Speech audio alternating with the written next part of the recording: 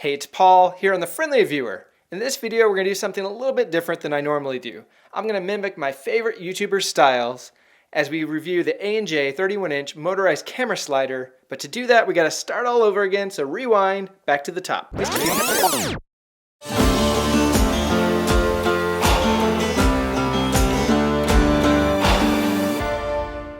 Alright, you may be wondering, how do I get those awesome cinematic shots that will make people say, woo, while watching my videos?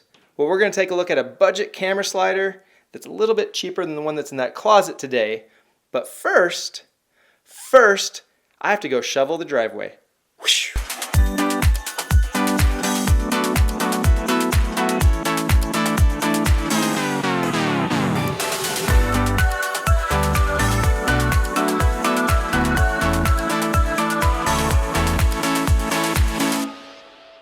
This is the A&J Pro 80cm motorized camera slider GT. You can check out the description below for a link to get one for yourself. It comes in a nice protective padded case. Inside you'll find the instruction manual, a remote control, a control cable, a battery, shutter trigger cables for compatibility with different brands, a trigger extension cable, and the motorized slider. The camera mount comes with a 1/4-inch screw, which fits most cameras and video cameras. It also comes with a 3/8-inch adapter, which is useful to install a ball head, which I would highly recommend. The Pure Gear ball head is a good cheap option. The slider provides a full 27 inches of travel, which you can move freely back and forth when the motor is not being powered. On the front there, if you adjust that, you can adjust the tension to try to smooth it out a little bit more, especially if you're trying to use your hand to slide it across. That's going to be helpful for that. And then you can also adjust the legs by screwing them in and out to raise them and lower them. And there's a little lock washer on there as well. So other than that, if you're not going to use the legs and put it on a table, you want to use a tripod. If you use a single tripod right in the middle, you might have some issues as the camera slides across with the weight distributing it and it moving back and forth, and it might kind of lower down on one side and jar and ruin your video. So I'd really suggest trying to use 2 tripods if you can, one on each end. To use the motors, you simply insert the battery into the remote, which provides between 3 to 8 hours of operation, depending on how you use it. You plug the control cable into the remote and the other end into the motor. Then you flip the switch on. Each time you power it on, you'll need to set up the end stops. Simply move it over to one desired end and then move it back to the other desired end. The controller doesn't have a back button, so you have to perform a long press to go back with the menus. The process takes about 30 seconds. Now you're ready to operate the slider. In video mode, you can adjust the speed and then either put it in manual mode, where you need to hold the button down to move it, or put it in auto loop mode, where it bounces back and forth between the endpoints that you set. The fastest that it travels the full distance is 19 seconds at 100%. The slowest is 1 minute and 45 seconds at 1%. To see how smooth it is in video mode, we can put a glass of liquid on it. What about coffee?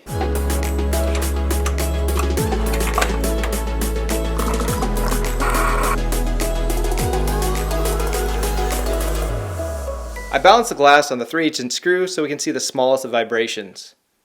As you can see, as it moves across, if we zoom in closely, we can see some vibrations from the motor. This won't show up in most cases unless you really zoom in, and a good camera stabilizer may take away all the issues. The other option is to put it in time-lapse mode, where you can set the speed, interval, stop time, number of photos, and if you want it to loop or not. After setting it up, it will move, stop, trigger a photo, and keep repeating this operation. As far as noise is concerned, you will probably pick it up using your on-camera microphone, but if you use an external microphone, you'll probably be fine. So there's a couple ways to adjust this camera slider, and the way you do it is using these knobs here at the end, and then there's a rail that goes right through the middle of it. If you have them centered, that's going to give you what's called a pan shot. So it's going to look straight out the whole time it slides across. And this is great for unveiling different parts of the scene as it moves across. It gives a really nice cinematic look. The second way you can do that is now you can move this one down and this one up. What's going to happen is it's going to actually track an object. So you can set it up to track something right in the middle here. And this is going to give you more of a look like it's on a turntable. It really looks very nice. And the last way to set it up, you move them the opposite direction, moving the rail this direction, and what this is going to do is a panoramic shot. So this is going to look out when it's over here, look towards the middle when it's in the middle, and look out over here. And this is going to be great for different things like landscape or unveiling the scenery as you move through it. Between all three of these options, you can do a ton of different things.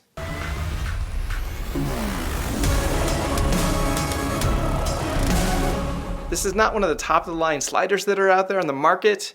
And to find out why, we're gonna have to take a look at what's inside. No, we're not gonna break this quite yet. I'm Paul, I'm not Dan, and this is not Lincoln, but we do enjoy what's inside. First one is the rotation adjustment bar here.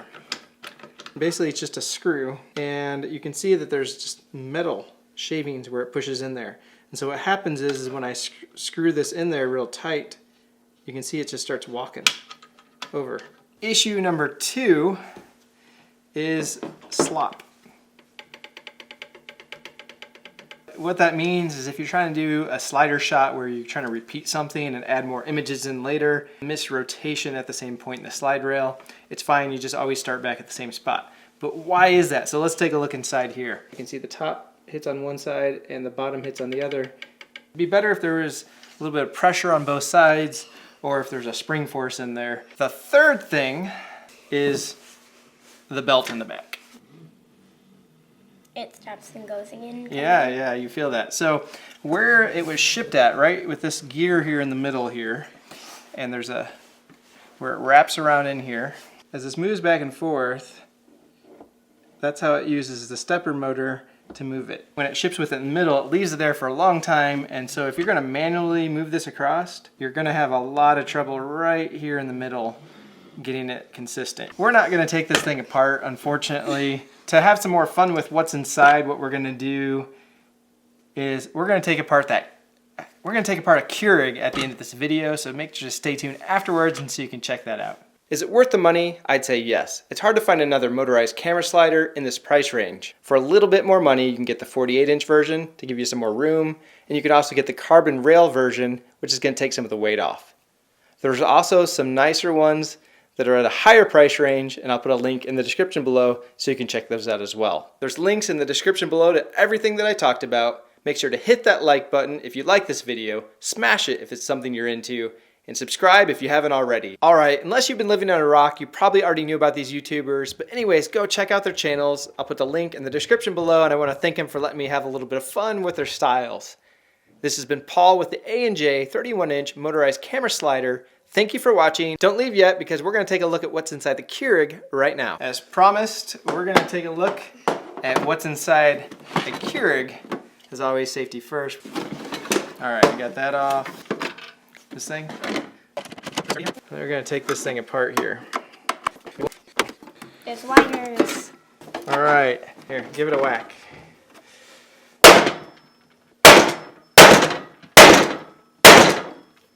This thing's pretty durable, it doesn't even crack.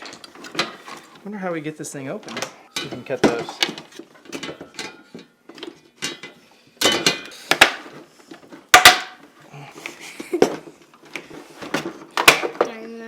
Just keep gnawing away at it.